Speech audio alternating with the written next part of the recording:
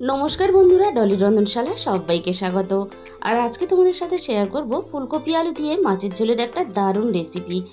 একঘেয়েমি মাছের ঝোল না বানিয়ে প্রত্যেক দিনে চেনা মশলা যদি একটু বুদ্ধি করে গুঁড়িয়ে রান্না করা হয়, তাহলে রান্নার স্বাদ কিন্তু হবে একেবারে মনের মতো।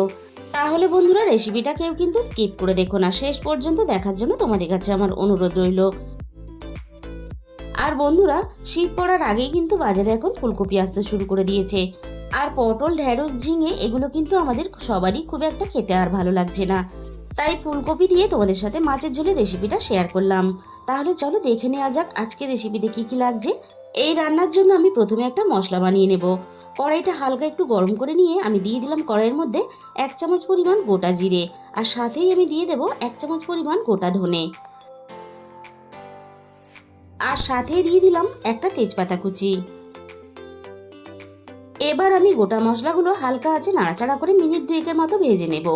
আর মশলাগুলো ভাজার সময় খেয়াল রাখতে হবে যাতে পুড়ে না যায়, তাহলে মশলার স্বাদ আর গন্ধ দুটোই নষ্ট হয়ে যাবে। এবার আমি মশলাগুলো নামিয়ে নেব।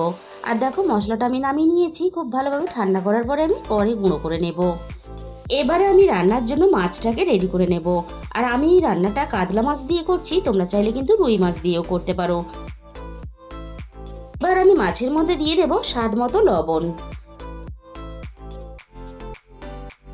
আর সাথেই দিয়ে দেব অল্প একটু হলুদের গুঁড়ো। এবার আমি লবণ আর হলুদ দিয়ে মাছটাকে খুব ভালোভাবে মেখে রেডি করে নেব। লবণ আর হলুদ দিয়ে মাছটা আমি খুব ভালোভাবে মেখে রেডি করে নিয়েছি। তাহলে চলো রান্নাটা আমি কিভাবে করেছি সেটা দেখে নেওয়া যাক।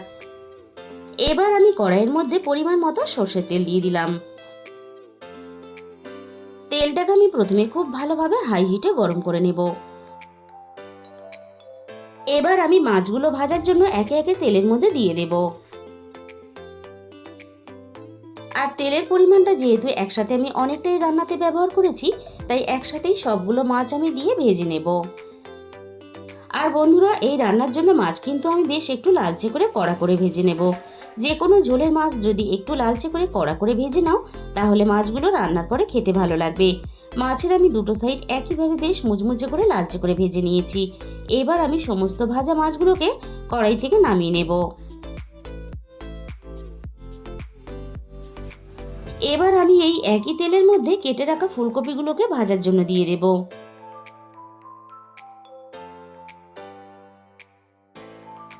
এবার আমি ফুলকপির মধ্যে দিয়ে দেব অল্প একটু হলুদের গুঁড়ো, আর সাথেই আমি দিয়ে দেব স্বাদ মতো লবণ। এবার আমি লবণ আর হলুদটা ফুলকপির সাথে নাড়াচাড়া করে খুব ভালোভাবে মিশিয়ে দিয়ে ফুলকপিটা হালকা একটু লালচে করে ভেজে নেব। ফুলকপিটা আমি খুব ভালোভাবে ভেজে নিয়েছি। এবার আমি কড়াই থেকে নামিয়ে নেব।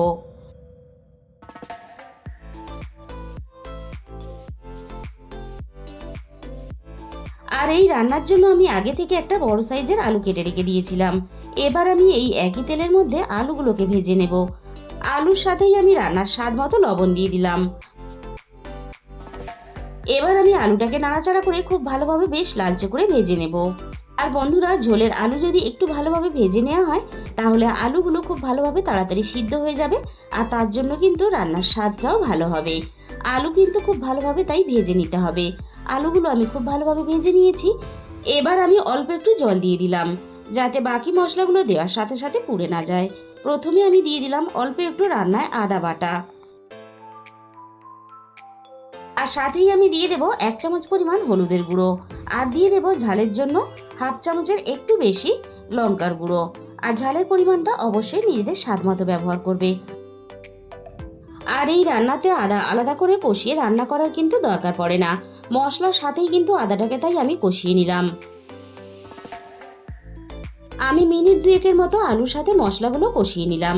এই রান্নাতে খুব বেশি কিন্তু আলুর সাথে মশলা কষানোর দরকার নেই। এবার আমি রান্নার মধ্যে প্রয়োজন মতো জল দিয়ে দেব।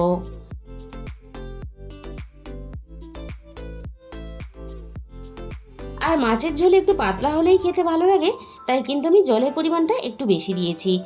আলুটা একটু হালকা সিদ্ধ হওয়ার জন্য আমি কড়াইয়ের মধ্যে ঢাকা দিয়ে দিলাম। মিনিট 5 পরে আমি কড়াই থেকে ঢাকাটাকে সরিয়ে নিলাম। এবার আমি দেখে নেব আলুটা হালকা সিদ্ধ হয়েছে কিনা। আলু দেখো এখানে হালকা সিদ্ধ হয়ে গেছে। এবার আমি ভেজে রাখা ফুলকপিগুলো ঝোলের মধ্যে দিয়ে দেব। আর ফুলকপির সাথেই আমি একটা বড় সাইজের টমেটো দিয়ে দিলাম। সব কিছু আমি একসাথে নাড়াচাড়া করে খুব ভালোভাবে মিশিয়ে দেব। আর আলু আর ফুলকপি যাতে খুব ভালোভাবে সিদ্ধ হয়ে যায় তার জন্য আমি কড়াইয়ের মধ্যে আবারও কিছুক্ষণের জন্য ঢাকা দিয়ে দিলাম। মিনিট 15 পরে আমি কড়াই থেকে ঢাকাটাকে সরিয়ে নিলাম। এবার আমি দেখে নেব আলু ফুলকপি খুব ভালোভাবে সিদ্ধ হয়েছে কিনা। আলু ফুলকপি সব কিছুই কিন্তু এখানে খুব ভালোভাবে সিদ্ধ হয়ে গেছে। এবার আমি ঝোলটাকে নামিয়ে নেব। আবারও আমি কড়াইটা খুব ভালোভাবে ধুয়ে পরিষ্কার করে গ্যাসের মধ্যে বসিয়ে দিয়েছি। আর আমি প্রয়োজন মতো অল্প একটু তেল দিয়ে দিলাম। ফুলকপি আলু মাছের ঝোলে অল্প একটু বড়ি দিলে তাহলে রান্নাটা আরও বেশি খেতে ভালো লাগে। তাই আমি অল্প একটু বড়ি ভেজে নেব। আর এই রান্নাতে আমি মটর ডালের বড়ি ব্যবহার করেছি। তোমরা চাইলে কিন্তু যে কোনো ডালের বড়ি এই রান্নাতে ব্যবহার করতে পারো, খেতে কিন্তু দারুণ লাগে। বড়িগুলো দেখো বেশ আমি লালচে করে ভেজে নিয়েছি। এবার আমি কড়াই থেকে নামিয়ে নিলাম। এবার ওই একই তেলের মধ্যে আমি আরও 1 চামচ পরিমাণ সর্ষের তেল দিয়ে দিলাম। তেলটা খুব ভালোভাবে গরম করে নিয়ে আমি ফোড়নে দিয়ে দিলাম অল্প একটু গোটা জিরে। আর সাথেই আমি দিয়ে দিলাম 2টো তেজপাতা। এবার আমি ফোড়নটা হালকা একটু নাড়াচাড়া করে ভেজে নেব। ফোড়ন থেকে সুন্দর একটা মিষ্টি গন্ধ বেরিয়ে আসার সাথে সাথে আমি ঝোলটাকে ফোড়নের মধ্যে ঢেলে দেব।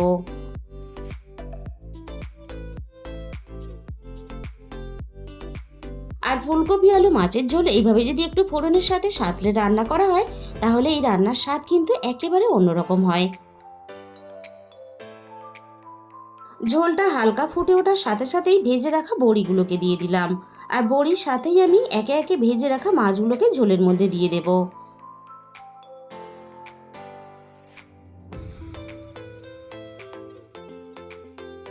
হালকা হাতে ঝোলের মধ্যে নাড়াচাড়া করে মাছগুলোকে মিশিয়ে দেব। আর আমি আরও মিনিট 5 মতো বড়ি মাছ সব কিছু একসাথে খুব ভালোভাবে রান্না হতে দেব। মাছগুলো বেশ ঝোলের মধ্যে ফুটে নরম হয়ে গেছে আর বড়িগুলো কিন্তু খুব ভালোভাবে সিদ্ধ হয়ে গেছে।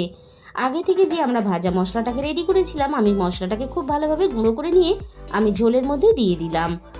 আর বন্ধুরা এইভাবে যদি ভাজা মশলা দিয়ে ফুলকপি আলু মাছের ঝোল কখনো রান্না করা না হয়ে থাকে তাহলে কিন্তু অবশ্যই বাড়িতে একবার ট্রাই করে দেখো।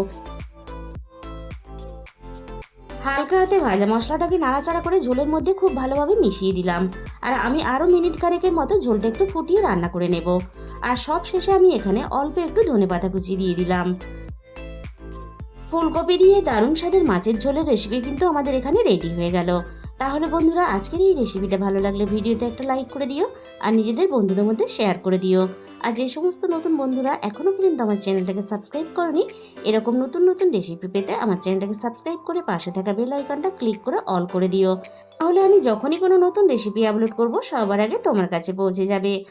আজকে তাহলে এই পর্যন্ত।